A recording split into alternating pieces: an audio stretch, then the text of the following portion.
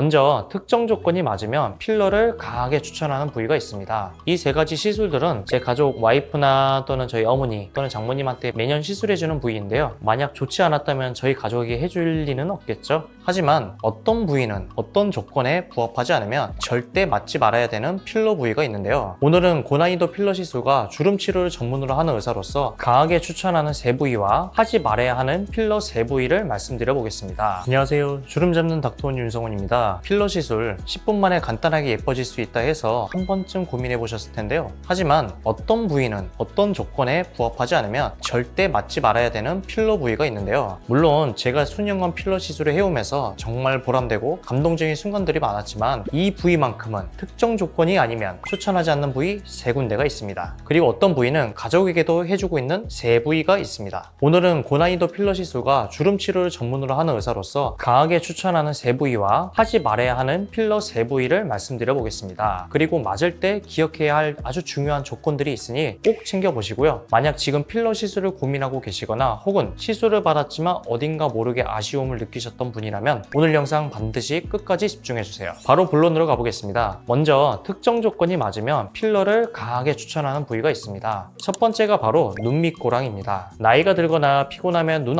안쪽에서부터 사선으로 길게 고랑이 생기는 분들이 많은데요. 바로 이 부위가 눈 밑 고랑이라고 하는데요. 이곳이 꺼져 있거나 다크서클처럼 보이면 전체적으로 사람이 퀭해 보이고 아파 보이고 실제 나이보다 훨씬 더 들어 보이는 부위입니다. 이 눈 밑 고랑을 필러나 콜라겐이나 저희 병원에서 하는 주름선 재생 치료를 하면 마법 같은 일이 생기는데요. 깊었던 그림자가 사라지니 피곤해 보이던 인상이 그전보다 훨씬 환해 보이게 되는 거죠. 다만 여기서 아주 중요한 점이 있는데요. 제가 아까 말씀드렸던 특정 조건이 있어야 된다고 했죠. 바로 눈 밑 지방이 볼록하게 튀어나온 분은 안 됩니다. 지방 아래가 얕게 꺼져 있거나 그늘져서 음영져 있는 분들에게는 추천드리는 거죠. 왜냐면 눈 밑 고랑이 단순히 한 가지 원인만 있는 게 아니거든요. 색소형, 혈관형, 주름형, 지방형으로 나눠지기 때문에 예전 영상에 눈 밑 주름에 대해 세부적으로 강의했던 영상이 있으니까요. 참고해 보시면 되실 것 같고요. 만약 눈 밑 주름이 고민된다 하시는 분은 아래 고정된 상단 댓글을 확인해 보시면 도움이 되실 겁니다. 눈 밑 고랑 부위의 피부는 매우 얇기 때문에 시술자의 손을 매우 타는 부위 중에 하나입니다. 그래서 무엇보다 정확한 진단 그리고 디자인 매우 중요하죠. 저는 아주 깊으면은 필러를 이용을 하고 그렇게 깊지 않으면 고랑 주름만 따서 시살 치료를 하면 아주 좋아집니다. 바로 우측 사진처럼요. 저처럼 섬세하게 치료하면 인상이 많이 좋아질 수 있습니다. 두 번째 보석 같은 부위는 바로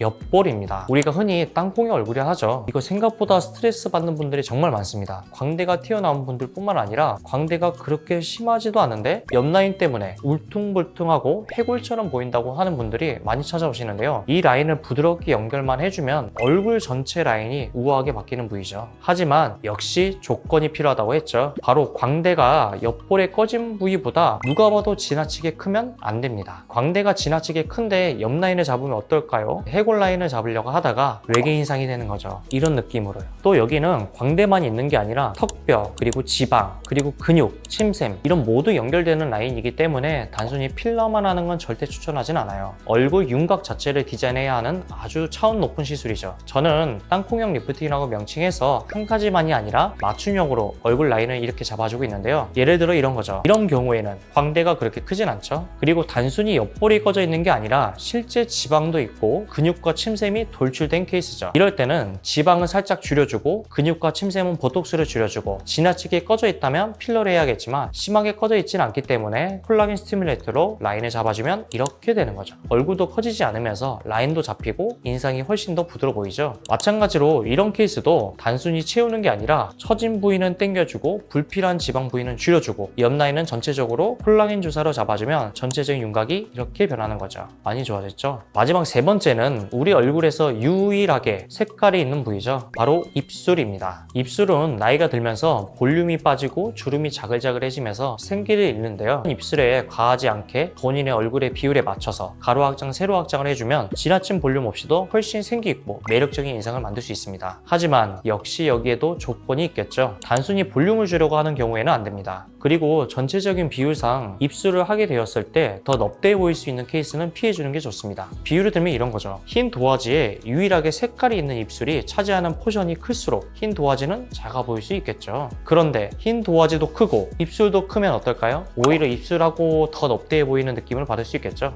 그럴 경우에는 입술 필러보다는 다른 시술을 하는 게 낫습니다. 그리고 추가로 입술만큼이나 중요한 것이 바로 턱끝인데요. 보통 이마 필러를 하면서 콧대 라인을 같이 연결하는 시술을 많이 하게 되는데, 마찬가지로 입술을 하면서 턱끝까지 연결한 라인, 비율을 잡아주는 것이 또 하나의 팁입니다. 리케치 라인이라고 의학적 용어로 하는데요. 턱끝이 짧고 뒤로 후퇴해 있으면 입술 필러 했을 때 오히려 입이 나와 보이니까 모토키가 더 있어 보이거든요. 그게 바로 리케치 라인이라고 하는데요. 그 라인을 잡기 위해서 아랫입술과 턱끝을 맞춰주면 훨씬 더 우아하고 세련된 라인을 잡을 수 있는 거죠. 이 세 가지 시술들은 제 가족 와이프나 또는 저희 어머니 또는 장모님한테 매년 시술해주는 부위인데요. 만약 좋지 않았다면 저희 가족에게 해줄 리는 없겠죠. 그렇다면 반대로 우리가 독이 될 수 있는 부위도 반드시 알아두고 피해야 되겠죠. 이건 다음 2편 영상에서도 말씀드릴 텐데, 2편 보시기 전에 꼭 좋아요, 구독 부탁드립니다. 좋은 내용은 서로 공유하면 좋으니까 꼭 주변 분들한테 공유해 주시고요. 추가적으로 궁금하신 점이 있으시면 언제든지 댓글로 남겨주세요. 지금까지 잠실 리퍼번 대표원장 윤성훈이었습니다. 감사합니다.